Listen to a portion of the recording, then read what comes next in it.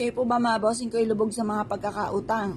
Meron po ako i-share po sa inyo po mga bossing. Subukan nyo po ito. Basta parang kapag ikay kinabog at parang teka muna, magawa muna ito. Asya ilumarga na po kayo. Pero kung walang dating sa inyo, huwag nyo na lang po itong papansinin mga bossing.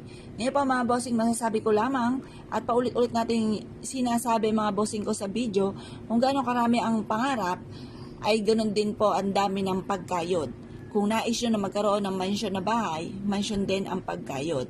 Baka naman po mga bossing, mansyon ang gusto pero ang pagkayod ay gakubo lamang. Or kaya po ay talagang konting kembot lamang ay pagod na. At tapos ay paladaing pa, naku, huwag ka nang umasa. Pagkatapos, kay maraming mga pangarap, masipag ka, madiskarte, hindi nakakalimot magdasal at talaga namang ginagawa na lahat para maging matagumpay, sabayan nyo pa ng mga pampaswerte. Ano tuloy-tuloy ang pasok ng swerte para mas maging masagana ang pamumuhay. Ito pa mga bossing ko ay bigas. Ang bigas ay sa pulay ginagamit kahit na mga kanununuan pa po natin pagdating sa usapin ng mga pampaswerte.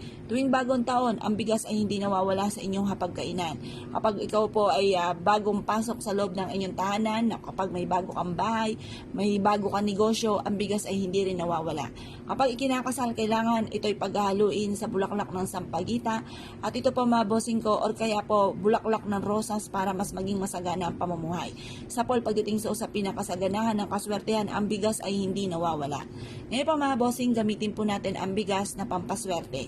Marami kayong pwedeng paglagyan ito. Unang-una, pwede ka magsabit ng bigas sa inyo pong pintuan. Dahil sa pintuan ay lagi po tayong naglalabas-masok. Pinakikinabangan natin bawat oras, bawat minuto ang pintuan. Ganun din pa mga bossing ko, mainam na maglagay ka ng bigas sa inyong lagayan ng kaperahan, sa lagayan ng kaha, kung kayo may negosyo or taguan ng inyong pong pera, ang bigas ay magdudulot ng kasaganahan para magkaroon ka ng maraming ipon. Upang kayo po ay laging masagana ang pamumuhay, ang bigas ay huwag mawawala sa inyong hapagkainan. Ngayon pa mga bossing, ito po isa sa mga subok na napakaswerte.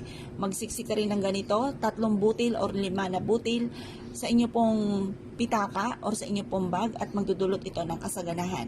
Mag-wish na mula sa inyong pong puso, sabihin ang lahat ng nais po ninyo. Magkaroon ako ng maraming pera, magkaroon ako ng mga bagay na matagal ko nang pinapangarap. Yumaman ako at maging matagumpay sa aking negosyo. Sundan ako ng kaswertehan, ako at ang aking buong pamilya, yumaman at maging matagumpay. Mag-wish na kayo ng todo-todo, walang masama po dyan, walang maniningil sa inyo. Pagtapos yung pong mag-wish, libre po ang mangarap mga bossing. Ngayon pa mga bossing, kung ikaw isa sa mga naniwala at nais po itong gawin, mas mainam na gawin nyo po ito sa umaga, ng mga bandang alas 7 sa liwanag ng sinag ng araw sa umaga. Ngayon pa mga bossing, mag-wish ka na walang gamit na sana, direct to the point, at maging positibo sa buhay. Lagi nyo sasabihin ang lahat ng nais ninyo. Huwag nyo na lang itong iparinig sa iba, huwag nyo na ikwento sa iba, upang sa ganoon mabilis yung ma-achieve ang mga pinapangarap, kasi wasa may nakakaalam na uudlot mga bossing, na mas mainam pa na walang nakakaalam ng mga pangarap ninyo, tayaan yung ma-amaze na lang sila sa mga blessing na dumating sa inyo at magtanong na lang sila kung anong sikreto po ninyo. Or kaya i-share nyo po ang ating pong video upang sa ganon, kung sino man makakapakinig nito ay malalaman po na bawal ipagsabi. Ngayon pa mga bossing, kung ikaw ay naniniwala at nais po itong gawin, ay siya mga bossing, good luck po sa inyo po lahat.